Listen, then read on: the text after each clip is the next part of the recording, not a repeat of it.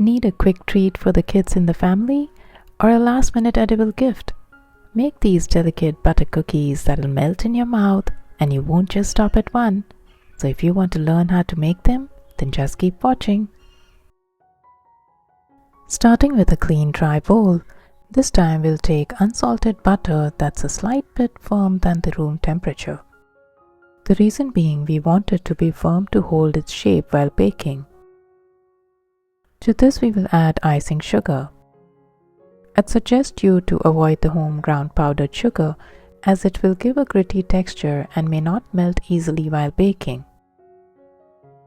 Now it's important to note here that I'm not using a whisk as it's the spatula that helps to cream the butter and sugar. This is to get the consistency of a cookie dough and not a cake batter.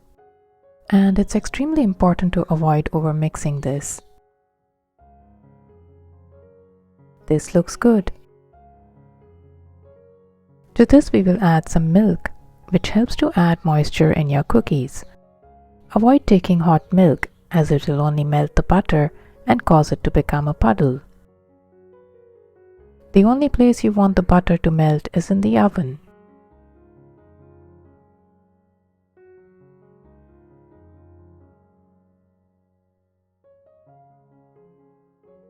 Now go ahead and add the dry ingredients, that is the all-purpose flour, along with some cornstarch.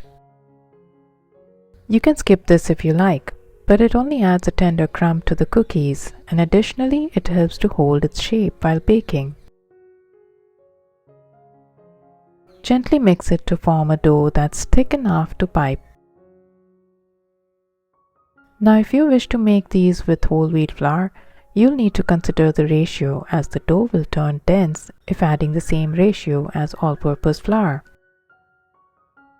Do check the description box for the details on this.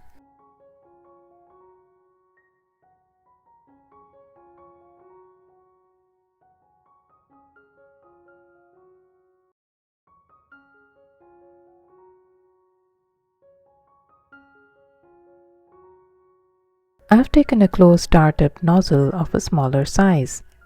I'll leave the link for this in the description box below as well. The idea of taking two piping bags is to help interchange the dough or even the nozzle for a different pattern.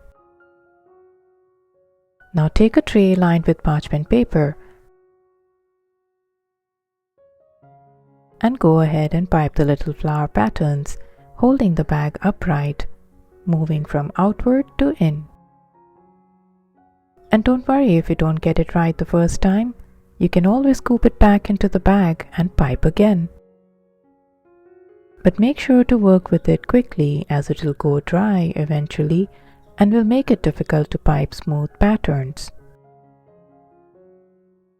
I do think I could have piped an extra petal for a more close-knit flower.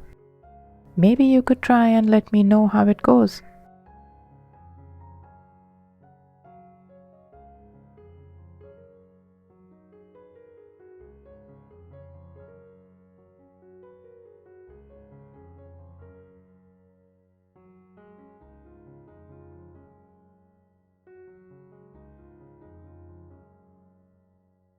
Refrigerate the tray until we work on our chocolate dough. Starting with a similar firm unsalted butter,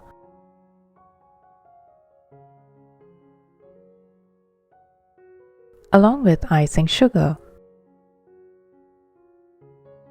Now in this case, I think you could try with brown sugar to get that caramel-like taste in your chocolate cookies.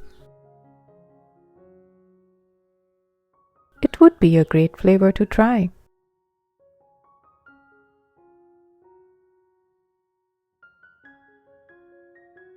Adding the milk once again. And remember not to overmix this.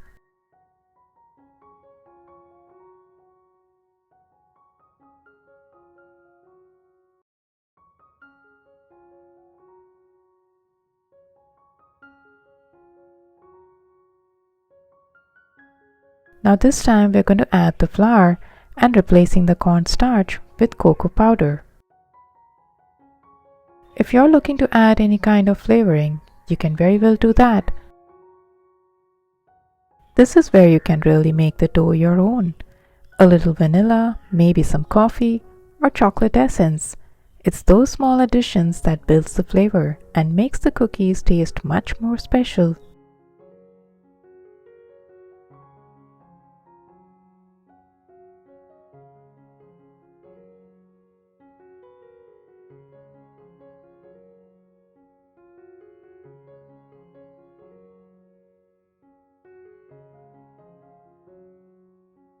Now this is what I was suggesting to interchange your dough bags. Cookies like especially these when you always have remind only me a why single I love piping baking nozzle. so much. This And makes it an honestly, easy, no when mess you way share of them doing with it. friends or family, And in you'll case you run notice out of piping it's never bags, about the you can always perfection of use each Ziploc cookie, pouches or but the freezer joy they bags. bring on the table.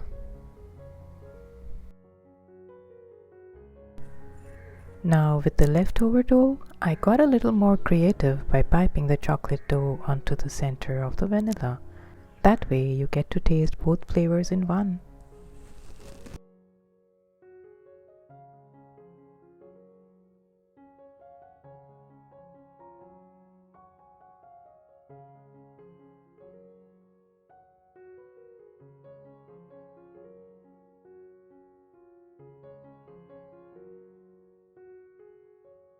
Once refrigerated, bake these at a low temperature for not more than 10 to 12 minutes.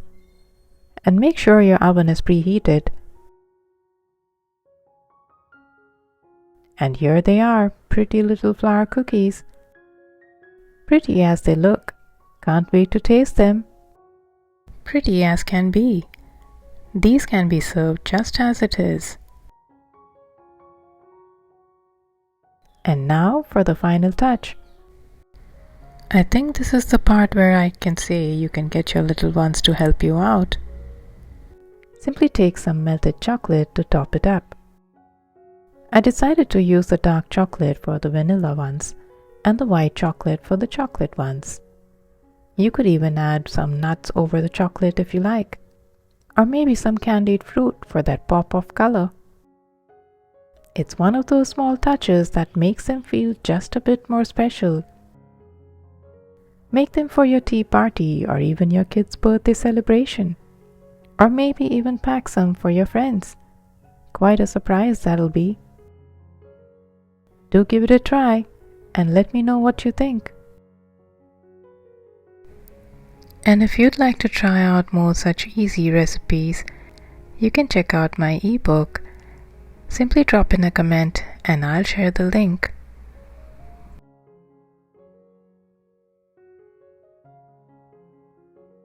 Time to see how they've turned out. Pretty little treats. Nice little golden color on the bottom as well.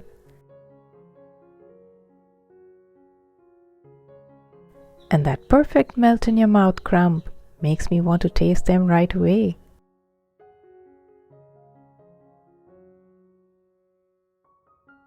Joyful little chocolate treat. It's the kind of cookie that makes you stop for a moment and smile. Pure little joy. A must try for your holidays. And don't forget to write to me when you do. Happy baking! Bye for now.